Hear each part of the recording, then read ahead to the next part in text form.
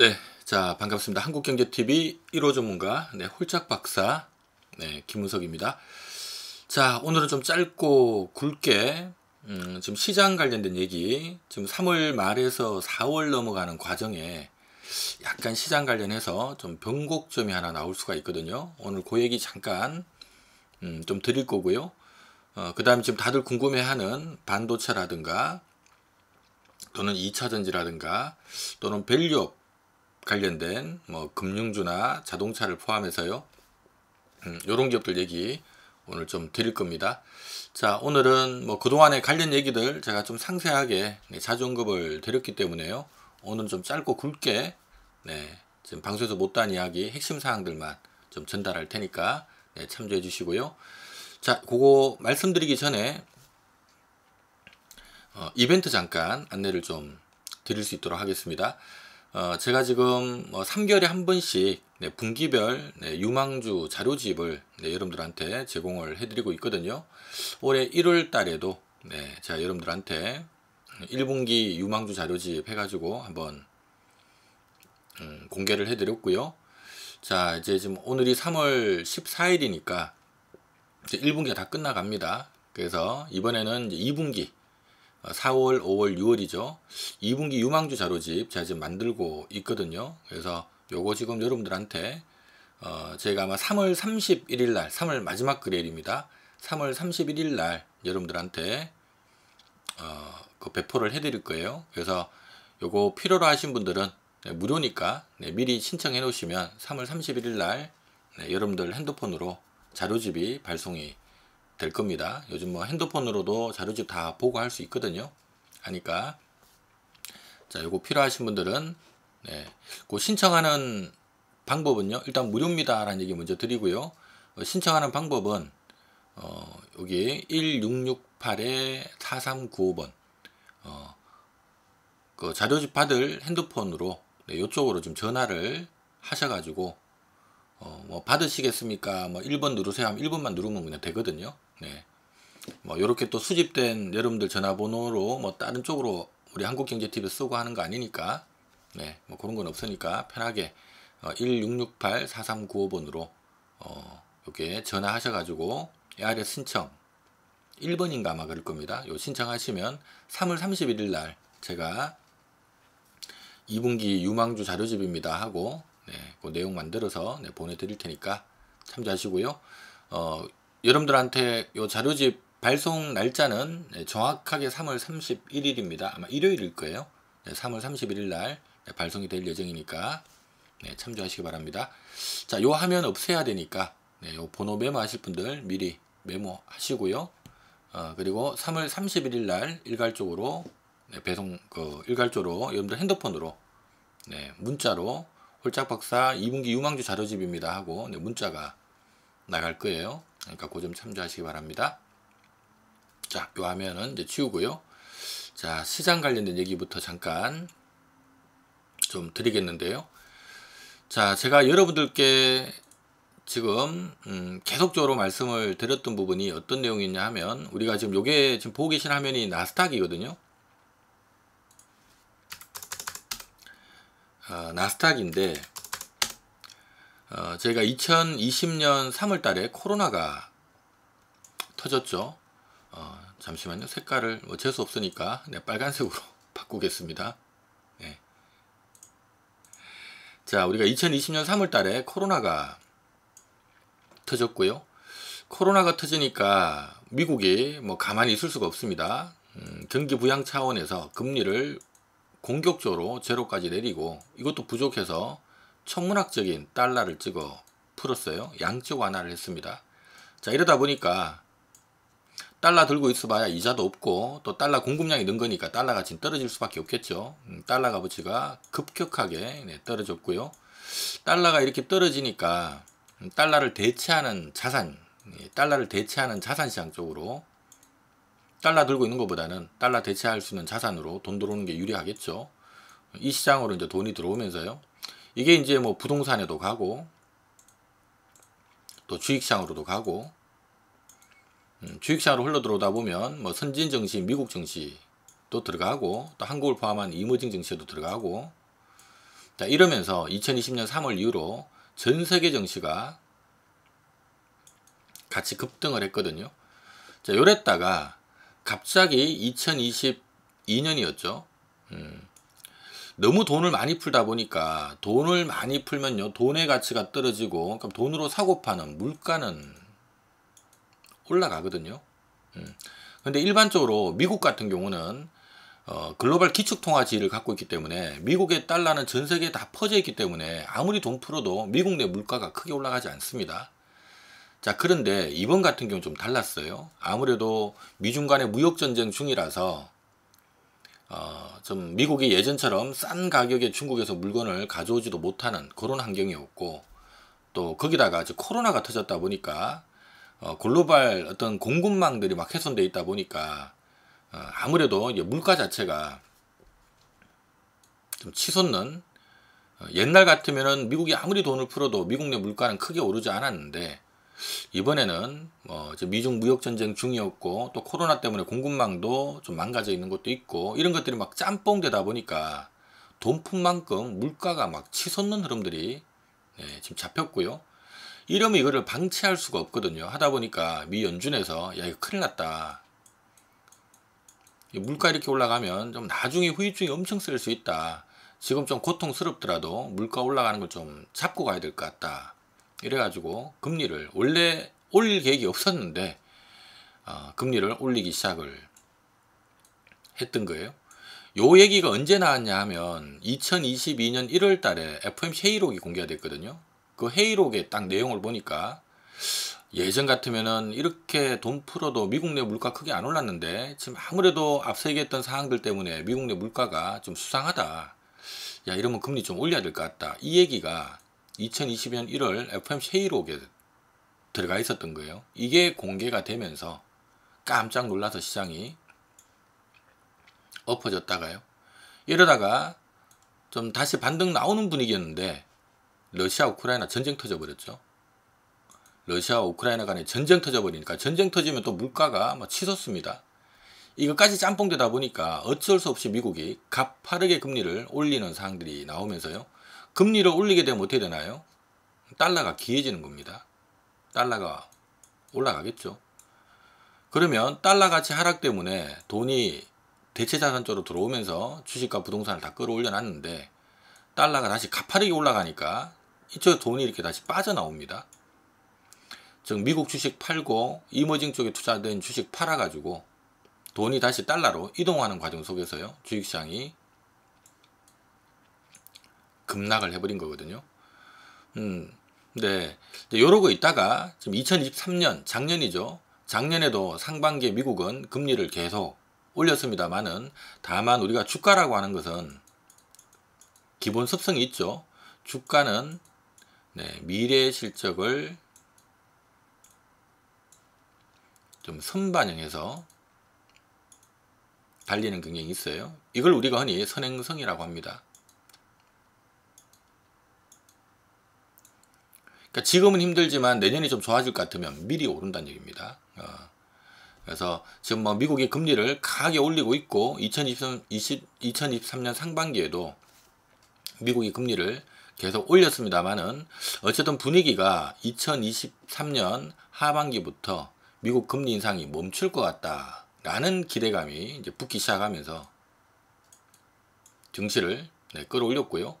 막상 이제 뭐 금리 인상 멈추고 나니까 제로 노출됐다고 또 조정받았다가 요러다가 어쨌든 간에 올해 요때는 어떤 얘기가 있었냐면, 야, 빠르면 올해 3월 정도에 미국 금리 인하가 시작될 것 같다, 이 얘기가 돌면서 또 바짝 치고 올라갔거든요.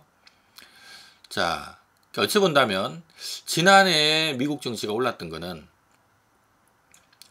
미국의 금리 인상이 2023년 하반기에 이제 중단될 것 같다, 요 기대감 때문에 1차 상승이 나왔고, 그리고 제로 노출되고 난 다음에 막상 금리 인상 중단되고 난 다음에는 주가 좀 빠지더니만, 그러다가 미국의 금리 인하가 잘하면 3월 달부터 금리 인하 시작될지 모른다, 이러면서 2차 상승이 지금 진행이 됐었고요. 그다음 이제 올해 들어서는 뭐 분위기가 아직 물가 상을 보니까 3월 FOMC에서 금리 인하는 좀 쉽지는 않을 것 같다, 빨라야 5월, 아니면 한 6월 정도 돼야 될 것 같다. 지금 이런 얘기가 나오고 있음에도 불구하고 최근에 뭐 엔비디아가 막 급등을 하다 보니까 주가가 지금 더 올라가는 이런 모습들이 나왔어요. 그래서 제가 이제 이런 부분들을 여러분들께 말씀을 드리면서 나스닥 바닥 친 겁니다 라는 얘기를 지난해 연초에 지금 뭐 이런 이유 때문에 많이 빠졌지만 주가의 선행성을 고려할 때 2023년도는 이제 하반기 금리 인상 중단, 그 다음에 올해부터 금리 인하 시작, 이 기대감 때문에 지난해 좀 올라갈 거고, 그 다음 올해는 금리 인하가 시작되는 그 시점까지는 제가 봤을 때는 한 5월이나 6월 정도면 미국의 금리 인하가 시작될 것 같은데, 적어도 이때까지는 금리 인하 기대감이 살아있기 때문에 좀 올랐다가 좀 쉬더라도 더 올라갈 수 있다, 요런 얘기를 지금 드리고 있는 거고요. 다만 올 하반기는 좀 조심해야 된다. 지난해도 지난해 하반기에 미국 금리 인상이 이제 중단될 것 같다라는 기대감이 올랐다가 막상 중단되고 나니까 주가가 한 3개월 쉬었거든요. 근데 올 하반기도 미국의 금리 인하가 이제 막상 시작되고 나면 금리 인하 하기 전에는 기대감이 있으니까 이게 좀 올라가더라도 막상 금리 인하가 시작이 돼버리면 그 다음에 할 게 없잖아요. 그래서 시장이 또 아마 제로 노출에 따른 조정의 빌미를 받을 수가 있고, 특히 올 연말에는 11월 달에 미국 대선이 있기 때문에 대선에 가까워지면 가까워질수록 혹시나 트럼프가 대통령이 되면 기존의 어떤 정책들 다 바뀌는 거 아닌가라는 이런 또 불안감들이 있을 수가 있거든요. 이 불안감들이 생기면 또 돈은 안전자산으로 쏠립니다. 그래서 달러가 좀 반등 나오는 경향이 있어요. 하기 때문에 지금 올해 증시는 제가 연초부터 계속 말씀드린 부분이, 올해 증시는 미국이든 한국이든 다 상고하저될 것 같다. 상반기에는 오를 건데 하반기에 좀 빠질 겁니다 라는 얘기를 드리고 있어요.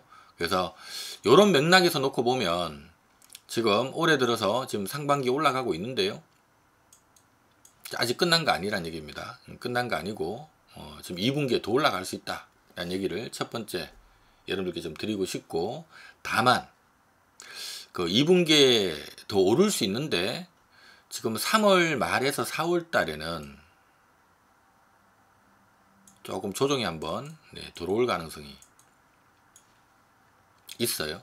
그러니까 우리가 시장이라고 하는 것은 매일 이렇게 올라가는 건 아니거든요. 그러니까 올라가는 과정 속에서도 뭐 이렇게 좀 오르면 또 좀 쉬었다가 또 다시 또 이렇게 고개를 들거든요. 그래서 지금 어찌 본다면 1월부터 3월 지금까지가 요 과정이었다면 지금 3월 중하순에서 4월 달은 조금 쉬었다 갈 가능성이 있다는 겁니다. 그래서 요걸 조금 여러분들이 좀 주의를 해야 된다 라는 말씀 좀 드리겠고요. 이렇게 보는 가장 큰 이유가 최근에 나스닥 상승을 이끌었던 주도주가 뭔가요? 엔비디아거든요. 지금 요 보고 계신 그림은 엔비디아 차트인데, 엔비디아가 지난해 뭐 6월부터 시작해서 한 반년 박스권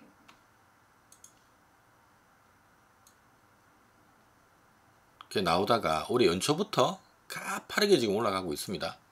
뭐 올라가는 이유는 여러분들 뭐 충분히 들어서 아시겠고, 어쨌든 가파르게 올라가고 있는데, 이게 엔비디아가 개별 종목이 아니죠. 엔비디아는 미국 내 시가총액 3등짜리 기업입니다. 지금 미국의 시가총액 1등이 마이크로소프트, 2등이 애플, 3등이 엔비디아인데 시가총액 3등입니다. 등치가 어마어마하다는 거죠. 여러분들 뭐 삼성전자 보셔서 아시겠지만 등치가 아주 큰 종목들은요, 이렇게 올랐는데 이렇게 또 올라가고 이런 경우는 없어요. 일반적으로. 좀 어느 정도 확 오르고 나면 또 몇 달 쉬고, 또 확 오르고 나면 또 몇 달 쉬고 가지 그냥 가지는 않습니다. 그래서 지금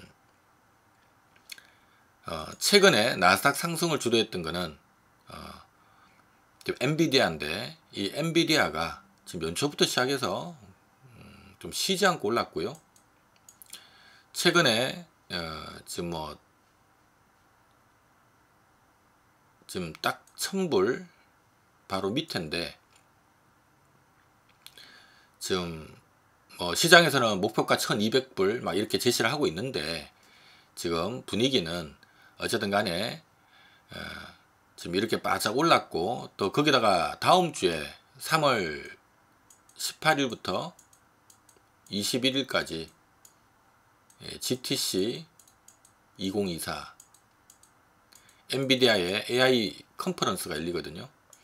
이 기대감까지 여기서 또 신제품 발표하고 막 하기 때문에 이 기대감까지 붙어서 아직 안 빠지고 있는데, 다만 최근에 시장에서 좀 얘기가 나오는 부분은 어쨌든 엔비디아가 1, 2, 3월 달에 이렇게 바짝 올라와서 미래에 대한 이 기대치를 좀 어느 정도는 지금 선반영 한 상태다 보니까, 막상 재료 노출됐는데 주가가 좀 못 올라가면 좀 차익 매물이 좀 흘러나올 수가 있다는 얘기입니다. 실질적으로 요날 다들 아시겠지만, 지난주 금요일인데요. 지난주 금요일날 엔비디아가 장중에 플러스 5% 있다가 막판에 마이너스 5%로 내려앉았거든요. 장중 고점 대비 하루 만에 한 10% 정도 확 밀렸어요. 이때 특별하게 엔비디아 악재 나온 거 없습니다. 단순 차익 매물이 나왔어요. 그러니까 미국에 있는 대규모 펀드들 자금들이 이제 엔비디아를 조금 차익 실현을 하고 조금 또 딴 데로 좀 이동해야 되는 거 아니냐, 이런 얘기들이 지금 계속 돌고 있거든요. 애널리스트들은 1200불 지금 목표가 제시를 하고 있습니다만은, 지금 900불이니까 900불에서 1200불 해봐야 수익률은 한 30%밖에 안 되잖아요. 하니까 이제 여기서는 좀 더 상승률이 있는 걸 찾아야 된다, 지금 이런 분위기가 좀 나오고 있는데, 그래서 이렇게 놓고 보면 지금 다음 주에 큰 행사가 열립니다만은, 이 행사 기간에 오히려 주가가 못 올라갈 수도 있어요. 아직은 기대감이 있으니까 다들 어쨌든 AI 컨퍼런스 개최되면 좀 오르지 않을까 지금 기대를 하고 있는데, 막상 오픈됐는데 별로 안 올라가면, 막 좋은 신제품 발표하고 있는데도 별로 안 올라가면, 이 시장에서는 이거 선반영 했나 보다, 이런 분위기가 형성될 거고요. 그러면 꼭 그러다가 한번 이렇게 들커덩거리거든요.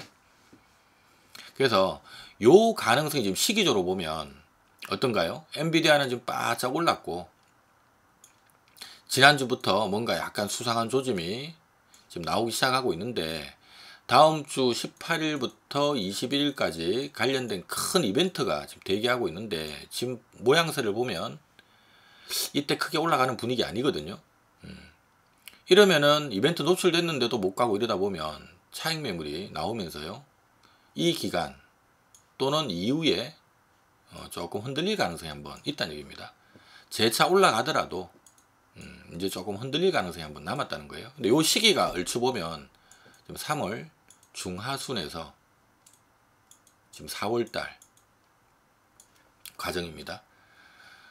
그러면 지금 엔비디아가 흔들리는데 설마 나스닥이 혼자서 올라가진 않겠죠. 엔비디아 시가총액이 나스닥의 3등이니까 엔비디아 흔들리면 나스닥 지수도 영향을 받을 거고, 특히 엔비디아가 흔들리면 빅테크 관련된 기업들이 같이 영향을 받거든요.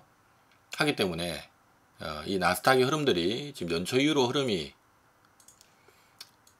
지금 1, 2월 달 아주 좋았습니다만은, 지금 3월부터 지금 박스권 떨어지기 시작했고, 엔비디아 이벤트 감안하면 얼추 3월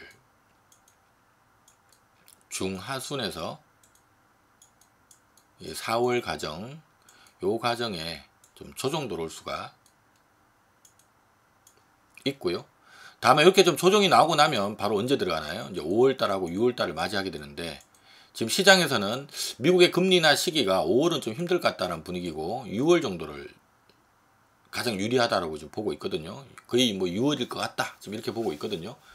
6월달부터 미국의 금리 인하가 이제 시작될 것 같다라는 분위기라서, 그럼 최근에 많이 올라서 이 3월 중하순 4월 달에 조금 많이 조정이 나온다면, 이게 바로 꺼지질 않고 6월 달 금리나 기대감이 살아 있으니까 재차 또 이걸 선반영해서 4월 말 5월 달은 또 올라가는 흐름들 탈 수가 있다는 겁니다. 이러면서 이 흐름이 금리 인하가 시작되는 6월까지는 진행될 수가 있고요.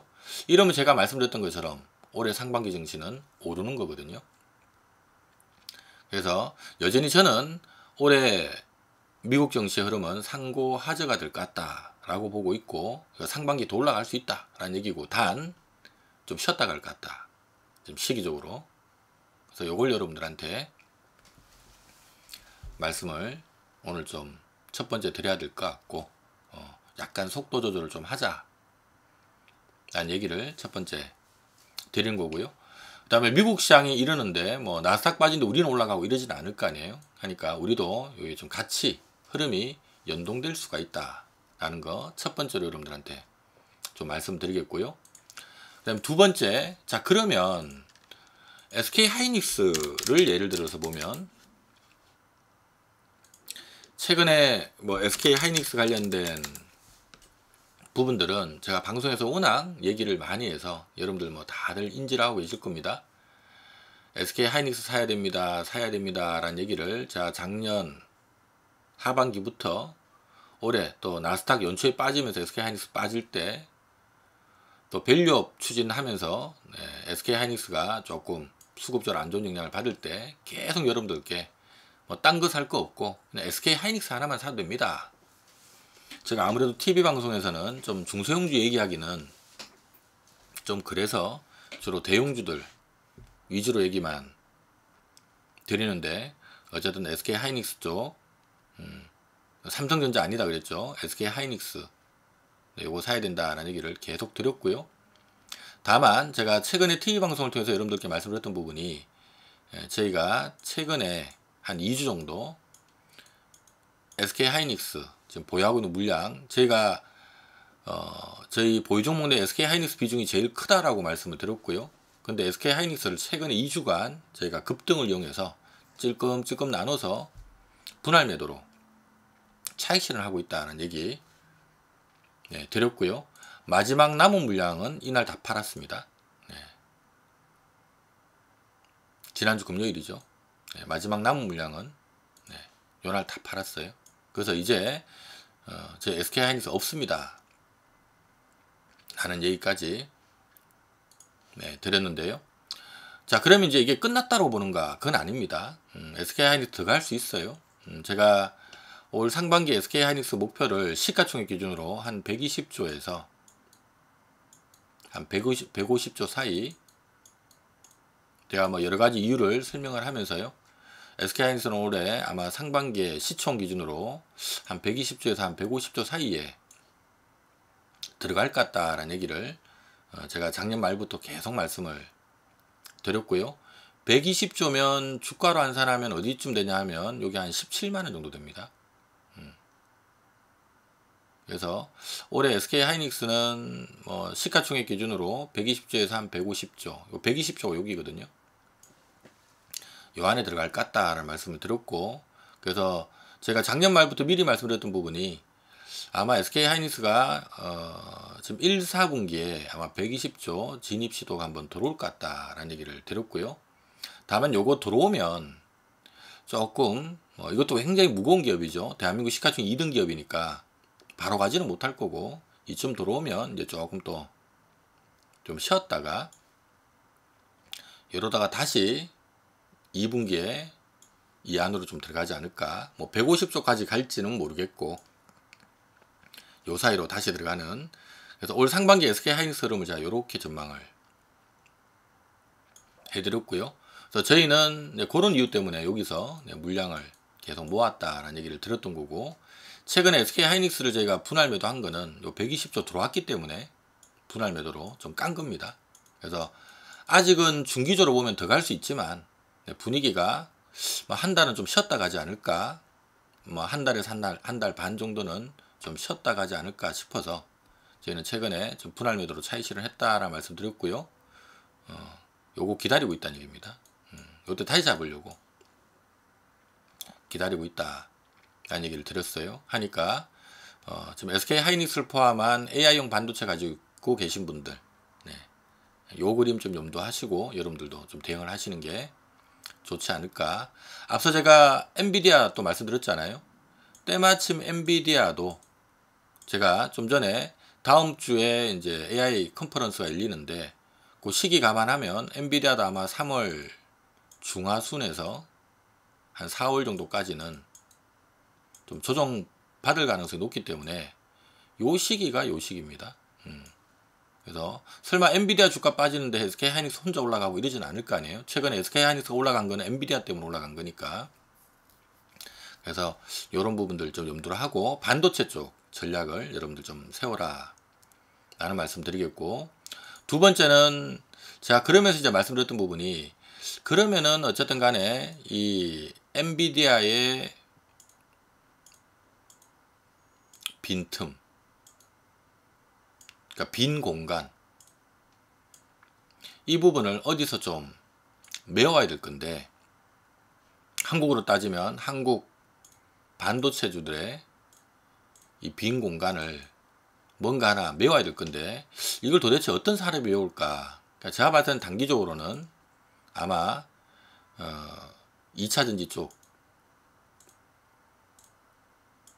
쪽이나 아니면은 밸류업 쪽, 요쪽이 되지 않을까. 2차전지 같은 경우는 작년 7월 말 이후로 많이 쉬었으니까, 그렇죠? 꽤 쉬었죠. 꽤 많이 쉬었고, 그 다음에 밸류업 쪽은 아직 일정이 살았고, 지금 정부에서 2월 29일 날 밸류업 프로그램 초안 발표가 있었는데요. 이번 5월 달에 세부안이 발표가 되거든요.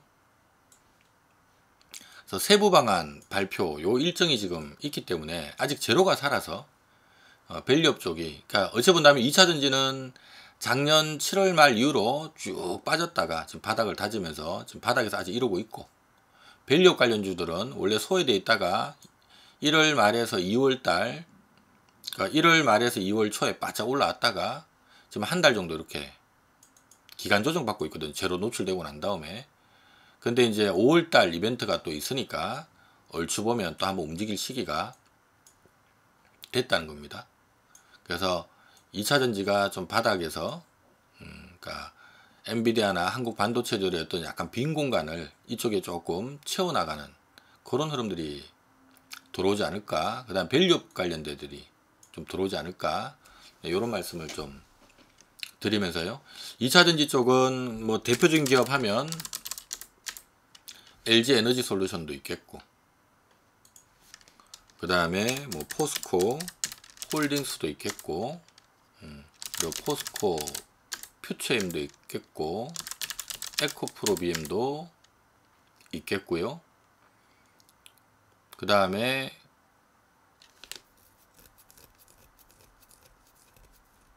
하여튼 뭐 대표 기업들은 뭐 셀 업체 내에서는 LG엔솔이나 뭐 삼성의 SDI 같은 기업, 양극재 업체에서는 뭐 포스코 퓨처엠이나 에코프로 BM, 그 다음에 뭐 포스코 홀딩스도 뭐 관련 쪽 있고, 그 다음에 이제 2차전지 자원 관련된 기업은 포스코 인터내셔널이라고 있죠.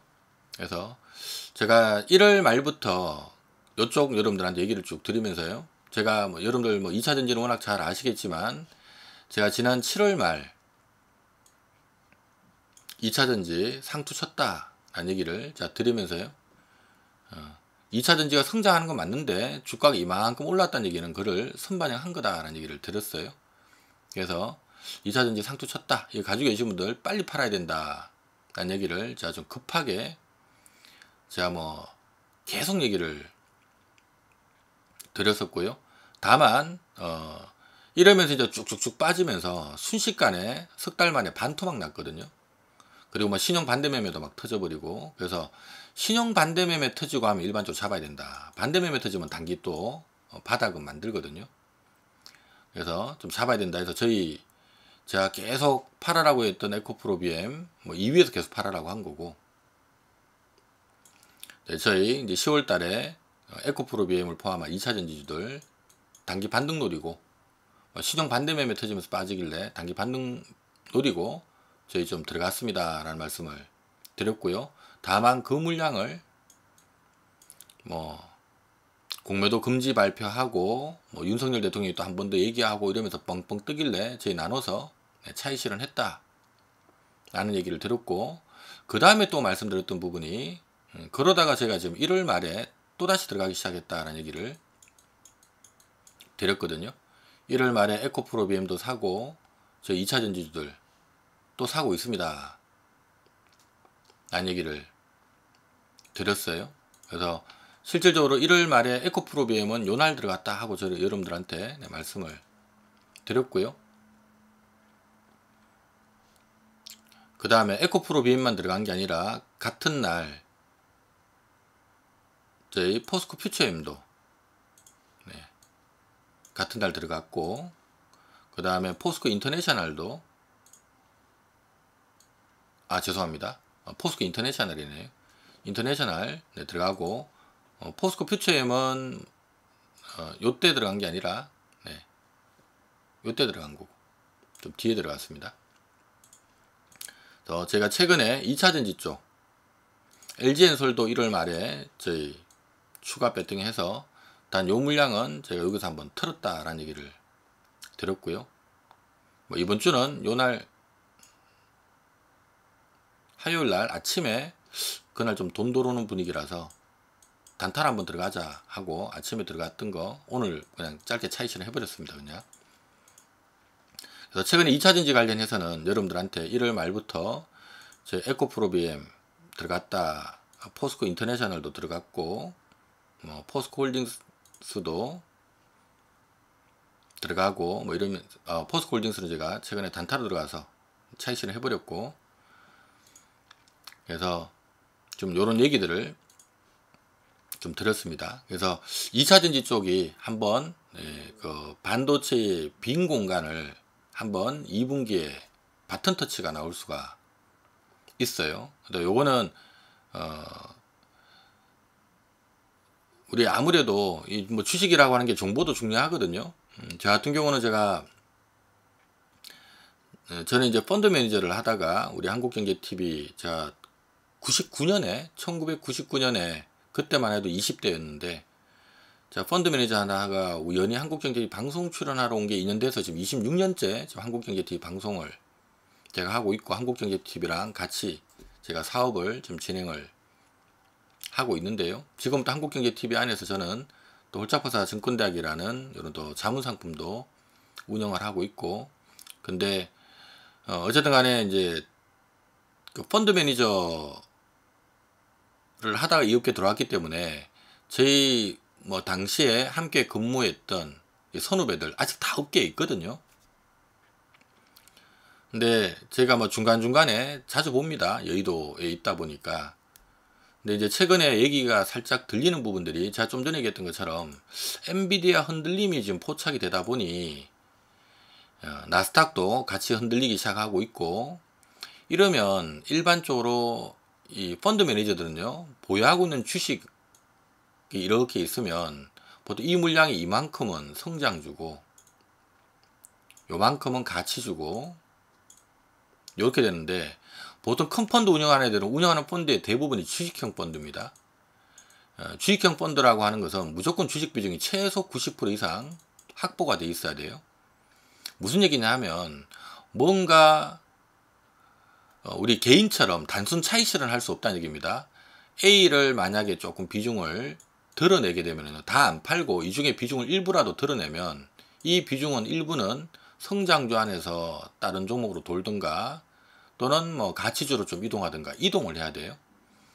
이러다 보니까 성장주 안에서 좀 쉬었는 기업들이나 가치주 안에서 좀 밸류에이션 매력이 있는 기업들, 이런 쪽으로 흔히 말해서 대장주의 흔들림이 나오면 이쪽에 순환매가 나옵니다.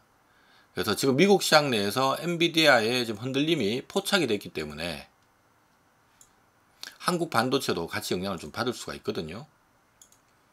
그러면 포트폴리오 안에 이쪽에 있는 비중을 살짝은 줄일 수밖에 없다는 얘기예요. 근데 이걸 어디로 이동하느냐라는 부분에 있어서 제가 최근에 듣기로는 일부 2차전지 쪽으로 좀 이동을 하고 있다. 이미 1월 말부터 엔비디아가 좀 가열, 뭐 그때부터 시작해서 가열 떨어진 거 아닌가 하고 그쪽을 조금 반도체 쪽을 조금 좀 줄이면서 이쪽으로 옮기고 있다는 얘기를 들었는데요. 지금 위치면 더 옮길 수밖에 없거든요. 지금 엔비디아 위치고 지금 SK하이닉스 위치면 더 이동할 수밖에 없어요. 요런 과정 속에서 2차 전지가 한번 수혜를 볼 수 있다는 겁니다. 그래서 최근에 여러분들 2차 전지들 보면 기관들이 꾸준하게 좀 사들이는 게 눈에 좀 보일 거예요. 그래서 그런 부분들 첫 번째 좀 참조를 하시고, 그 다음에 두 번째는 또 일부 자금은 밸류업 쪽으로 간다라는 얘기가 있습니다. 그래서 이미 밸류업 쪽으로 자금이 좀 들어왔는데요. 다만 요 밸류업 관련된 기업들 보면 예를 들면 신한지주 지금 들어오신 분들 필명을 보니까 화요일날 제가 공개방송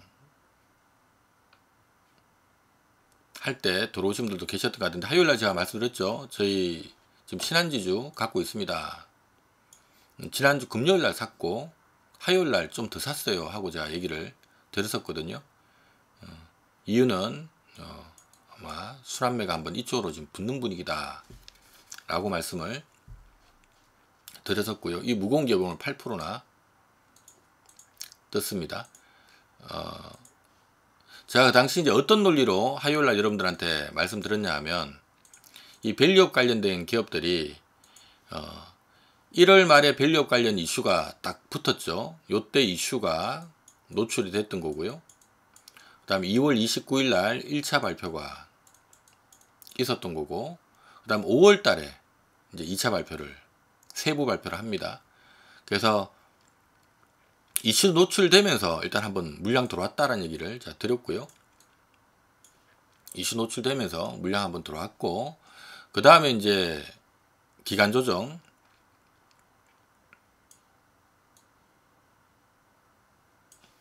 진행이 됐죠. 막상 발표하고 나니까 미리 선반영했다 보니까 못 가고 이러고 있어요. 자, 그런데 중요한 건 2차가 남았다는 겁니다. 5월 달에 발표하거든요. 하니까 이쪽에 또 순환매가 한 번 더 붙을 수가 있다 라는 얘기를 드렸고, 제가 화요일날 공개방송할 때는 자, 여러분들한테 뭐라고 말씀드렸냐 하면, 제가 이거는 뭐 앞서 TV방송에서도 살짝 한번 보여드렸습니다만은, 지금 신한지주 PBR이 신한지주를 포함한 이 은행주들,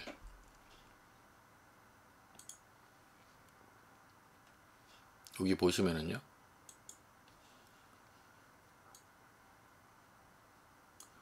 요게 올해 예상치 PBR이고, PER이고요. PER. 요게 PBR이거든요. 지금 보면 올해 추정 실적 기준으로 현재 주가가 오늘 급등했음에도 불구하고 아직 PBR은 0.42배고요. 0.42. PER은 5.15배입니다. 주가 최근에 올랐고 또 이번 주 들어서 좀 세게 올랐음에도 불구하고 아직 여전히 PBR은 0.42배, PER은 5.15배. 무슨 얘기인가요? 올해 지금 신한지주의 지금 예상 순이익이 한 4조 7천억 정도 되는데 지금 26조인가, 그러니까 아직 PER은 한 해 벌어들인 이익 대비 뭐 5배 정도밖에 안 된다. 지금 24조인가요? 5배 정도밖에 안 된다 라는 얘기고, 자산에서 부채를 뺀 청산가치가 또 한 56조 정도 되니까 지금 현재 시가총액은 청산가치 대비해서는 뭐 0.4배 정도밖에 안 된다, 이런 논리라는 겁니다. 그래서 제가 이 얘기를 여러분들한테 화요일날, 저희가 지난주 금요일날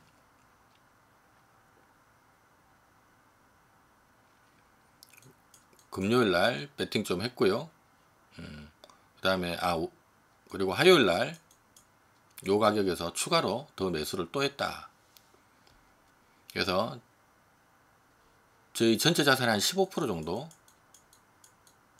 배팅했다 라는 말씀을 드렸던 게, 지금 오늘 보니까 시가총액 26조네. 26조.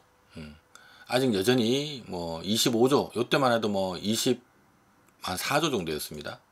그래서 지금 시가총액 24조인데 어쨌든 시장의 순환매가 지금 밸류업 쪽으로도 좀 들어온다라는 얘기가 지금 아직도 들어와야 되고, 시기적으로 2차적으로 한 올랐다가 또 한 달 좀 쉬었으면 또 갈 때 됐다라는 얘기 자 드리면서요. 특히 아마 이번 주에 이쪽 순환매가 좀 붙을 것 같다라는 얘기 드리면서 저희 지금 배팅 들어가 있습니다 라는 얘기를 드렸고요. 그리고 현대차도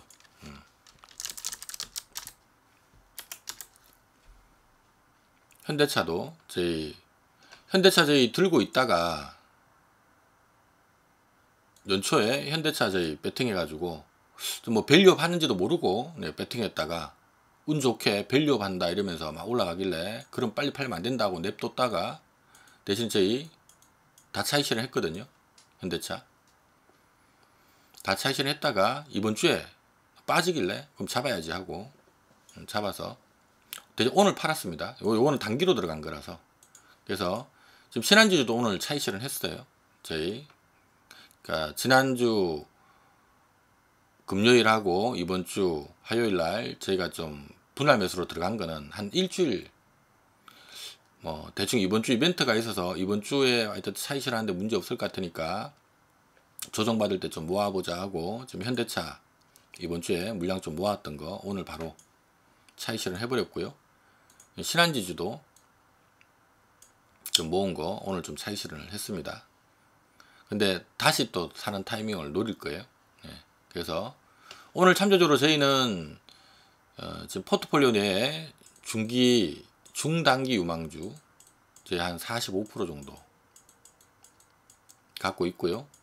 그 다음에 약간 좀 짧은 거 단타 물량 한 43% 정도 좀 들고 있고 있는데 오늘 이거 저희 다 차익실현 했습니다.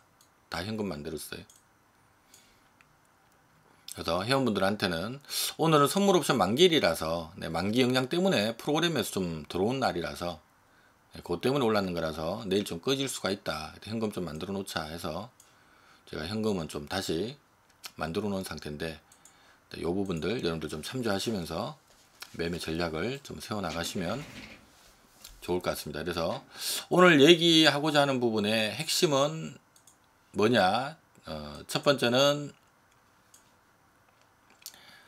올해 뭐 미국 증시든 한국 증시든 상고하저 상반기 오르고 하반기 빠진다. 기존 전망 유지 변경 없다 라는 얘기 드리고 두 번째 단 상반기 올라가는 이 과정 속에서 최근에 미리 좀 올랐는데 3월 중하순에서 4월 달은 좀 쉬었다가 다시 올라가지 않을까 요걸 좀 대비해야 된다 라는 부분 두 번째로 말씀드리고 세 번째로는 요 과정 속에서 요 과정을 그대로 따라갈 게 반도체 쪽일 것 같아서 저희 SK 하이닉스를 포함한 이 반도체 관련주들 싹 다 저희 원래 반도체가 제일 많이 들고 있었거든요. 전체 자산에서 반도체 제일 많이 들고 있었는데 반도체 전부 다 최근 2주간 분할 매도로 싹 다 정리를 했고 요 시기를 기다리고 있다 라는 얘기를 드리고 그다음 네 번째는 이 반도체 빈 공간을 아무래도 2차 전지나 또는 밸류업 관련된 기업들 밸류업 관련 기업 하게 되면 뭐 몇 개 없습니다. 보통 저 PBR 저퍼 그런데 자기 자본 이익률 ROE는 높으면서 동시에 뭐 배당 성량도 좀 올릴 가능성이 높고 주주 환원 정책, 자사주 매입이나 소각 같은 주주 환원 정책 이런 것들도 좀 의지가 있는 이런 기업들이 흔히 말하는 밸류업 관련된 기업이거든요. 시장에서 가장 대표적인 게 은행, 증권, 보험 같은 금융주나 또는 지주사 그 다음에 자동차 쪽에서는 그러니까 제조업체 내에서는 뭐 자동차 정도 현대차 그룹이죠. 이쪽인데 이쪽에서 약간 빈 공간 메우기 작업이 좀 들어갈 수 있다 라는 얘기를 좀 드리고요. 그래서 여기 맞춰서 요 네 가지를 일단 여러분들 좀 기억하시면 좋을 것 같다 라는 말씀을 드립니다. 자 그리고 마지막으로 오늘 제가 좀 전에 소두에 잠깐 안내를 드렸습니다만은 그래서 2분기에 그럼 이러한 결국 2분기에 또 주목해야 될 기업들 뭐 어떤 기업들을 봐야 되는지 하는 부분들 좀 구체적인 부분들은 제가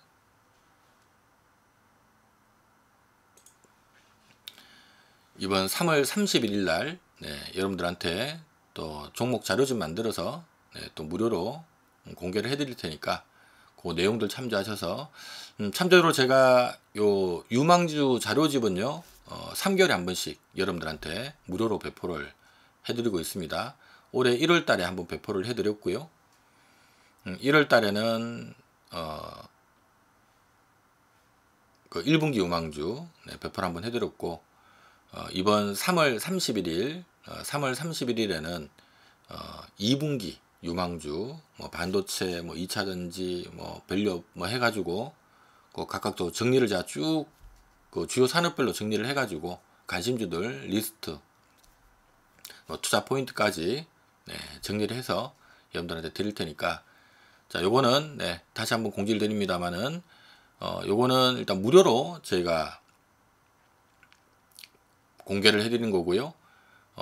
저희가 배포하는 날짜는 3월 31일 3월 마지막 거래일입니다. 참조하시고, 요거 신청하시는 방법은 무료입니다. 요거 신청하시는 방법은 제가 여러분들 핸드폰 문자로 홀짝박사 유망주 자료집입니다 하고 문자가 나갈 거고요. 그 클릭하면 그 자료집을 볼 수 있거든요. 하니까 요 신청하는 방법은 핸드폰으로 1668-4395번 집 전화로 하시면 안 됩니다. 핸드폰으로 1668-4395번 전화하셔서 거기 뭐 신청하시겠습니까 하는 거 뭐 1번 누르라고 할 거예요. 아마 그 1번 누르면 바로 이벤트 신청 된 거니까, 그렇게 이벤트 신청하신 분들한테는 3월 31일부로 유망주 자료집 공개될 테니까 그 점 여러분들 참조하시기 바랍니다.